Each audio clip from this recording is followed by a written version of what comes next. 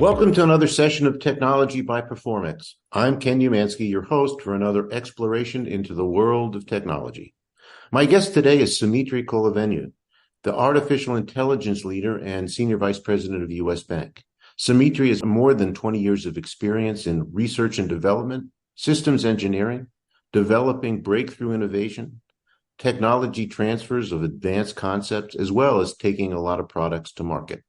In addition to his role at U.S. Bank, Soumitri has also worked at Honeywell in various senior positions. He has a PhD in process control and chemical engineering from Florida State University. Welcome, Soumitri, and I'm honored you could join us today to discuss how cutting-edge technologies are being adopted and are changing the way business is being done.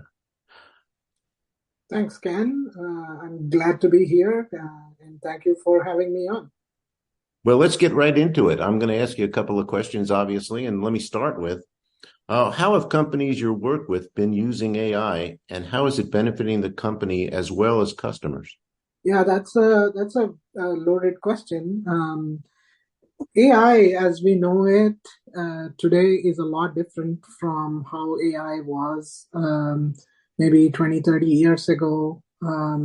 It has been several springs and winters in AI technologies.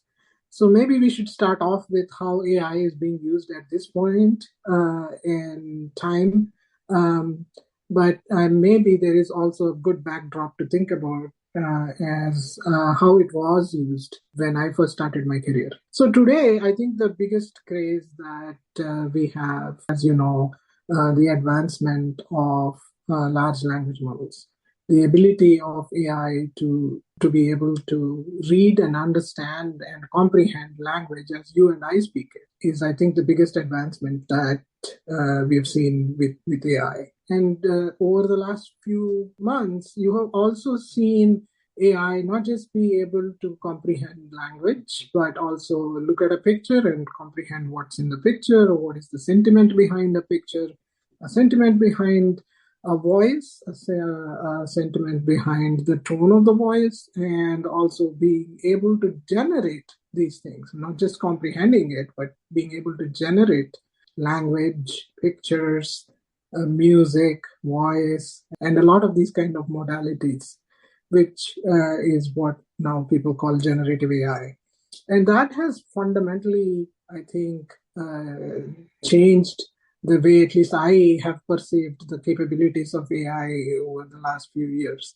And so, although the question is about how have companies benefited and customers benefited with AI, I think a bigger and more interesting question is what is in store, what is the potential for it. And I think there is a huge potential for it. And it's also a little bit scary, and so we need to be a little bit wary of all the things that could happen. But what is more exciting is this new capabilities that AI has received. However, just talking about how companies and customers have benefited in using AI, I'll probably start with the fact that, many of the more mundane and routine works, routine jobs that where people are being employed to do are the ones that AI has the highest potential to replace. And we're slowly starting to see that. Things like, for example, looking or entering data or extracting information from large documents, checking if a document is signed or not signed, if a document is initialed or not, doing simple calculations by looking at documents. These are the kinds of things that I have seen in the last few years that AI has been tremendously useful. Other things that AI can do is prediction of looking at a set of data, could be time series data, could be a bunch of documents, and then coming up with a prediction on what could follow. This is predictive analytics, and this has been widely used, not just in the financial services industry that I work on right now, but also in industrial settings, industrial Internet of Things, chemical plants, oil refineries, things like that. So AI has been used for a lot of different applications, but I am mostly excited about the applications that are yet to come. Well, that was going to be my next question. What do you see as the future of AI? But you've kind of touched on that. Is there anything else you want to talk about in where is AI going? And a lot of people are somewhat skeptical or afraid even about what the future of AI may bring. Can you talk a little bit about that?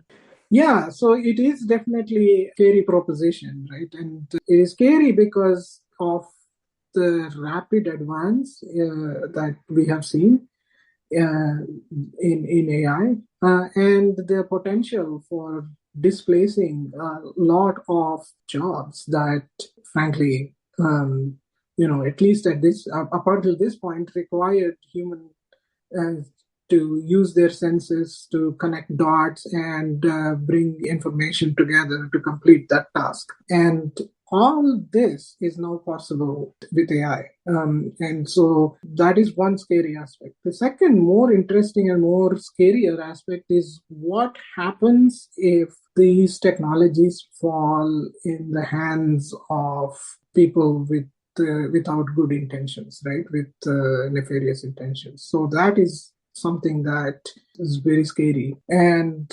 last but not the least is something that the greatest developers of AI have been cautioning us on, and that is what if the AI by some means starts replicating itself and starts acting autonomously to take over the world as we know it. That seems like a very far out proposition, but it is really something to keep an eye on because it may be aided by some people without good intentions trying to do something, or people coding AI to develop more AI and then executing that.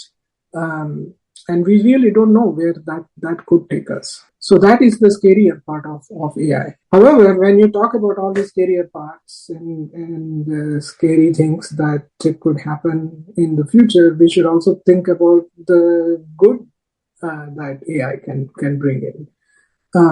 And just the advent of generative AI and the fact that you have now AI that has gained senses, right? It looked like artificial intelligence was about intelligence, was about crunching numbers and crunching patterns. You can now think of the latest AI as crunching numbers and crunching patterns, but also gaining senses in the sense that it can see, it can read, it can hear, it can glean the intent without actually, even if the intent is kind of in between the lines or hidden.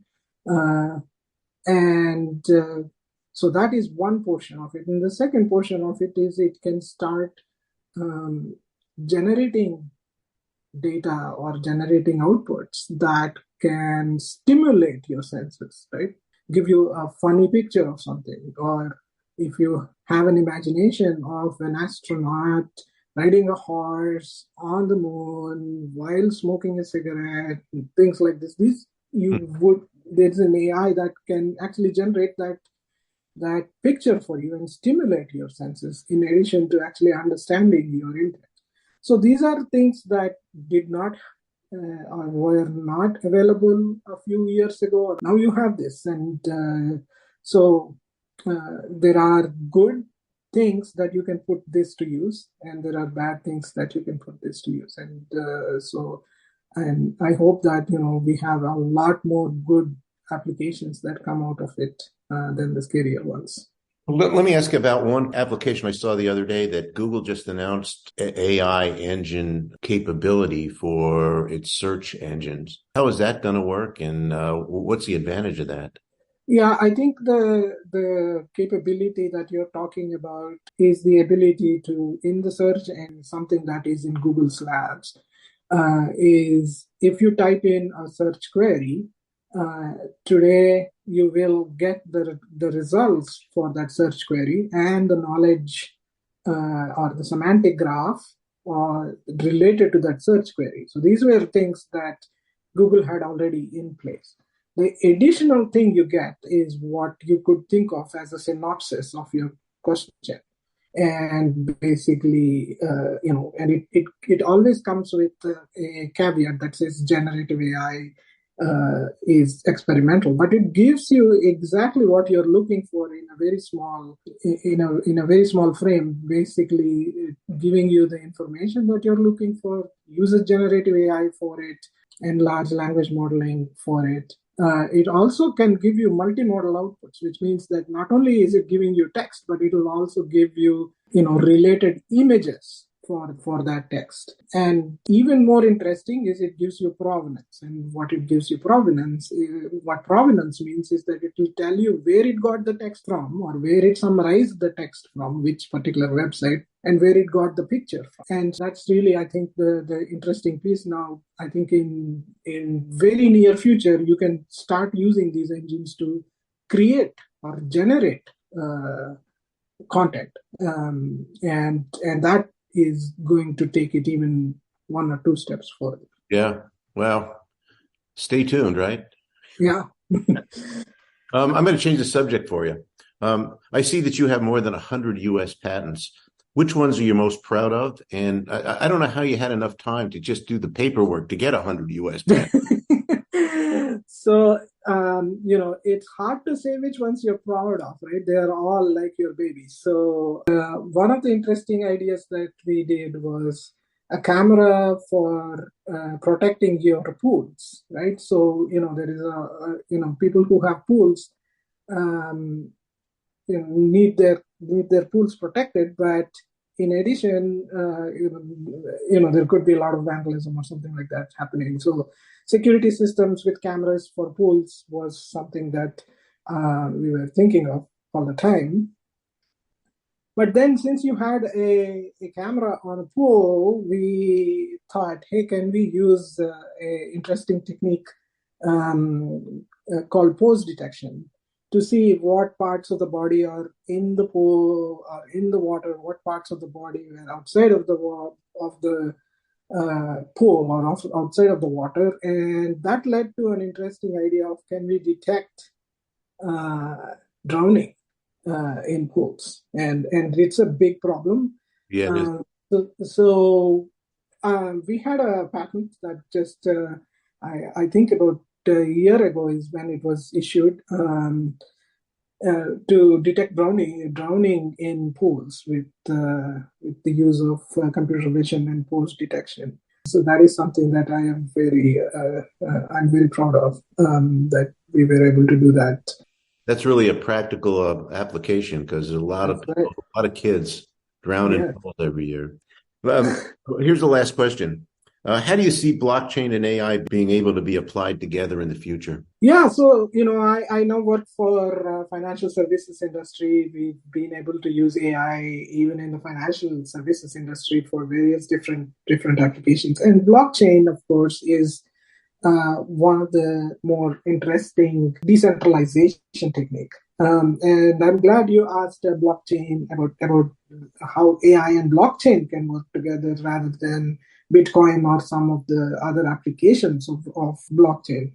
So I think there is a lot of synergies between blockchain and AI. The most obvious ones is, how can I use AI to enhance the technology behind blockchain? Or how can I use AI in blockchain applications? But the more interesting thing is, is there a good audit trail of what your AI has been programmed to do and what your AI is doing on a step-by-step basis, that can be stored in using blockchain technologies. So these blockchain technologies are really good at keeping a ledger or a audit trail of all either the actions or data that is being used for training AI, or being used by the outputs of a trained AI system,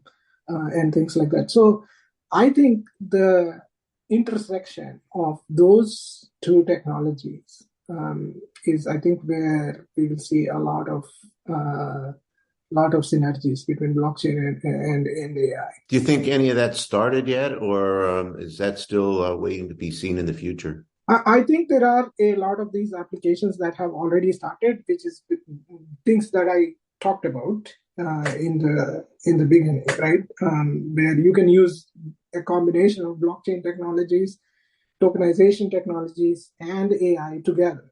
Right. So one example of that is, if you are tokenizing or you're making an audit trail for the ownership or the number of owners for a particular asset. That is what blockchain is really good for. You can tokenize an asset and distribute the tokens and things like that. And AI is really good at taking some of these old contracts that are defined for that asset and extracting information from those contracts and making sure that the new contract that is based on a blockchain technology is derived in an automated fashion. So these are initial synergies, but the ones that I talked about, where you keep audit trails of how an AI is trained, what data it's being used for training it. Those are, I think, interesting ideas at this point. I don't think they have been implemented. Applied yet? Okay. Well, listen, we could talk for a much longer period of time, definitely. But unfortunately, we've run out of time. I want to thank you for sharing your experience as well as your practical application and your view of the future, because that's really critical and great to hear. I think it was a terrific learning experience for me, and I'm sure it's a terrific learning experience for the audience that listens to our podcasts. How can our listeners contact you if they have comments or questions? I think they can reach out to me on LinkedIn. Terrific. Well, thanks again. It was a terrific discussion. If you need help with any size technology challenge, please contact Performix Business Solutions at performixbiz.com. I'm your host, Ken Umansky, as I've said before, and until we meet again on another technology podcast, keep innovating.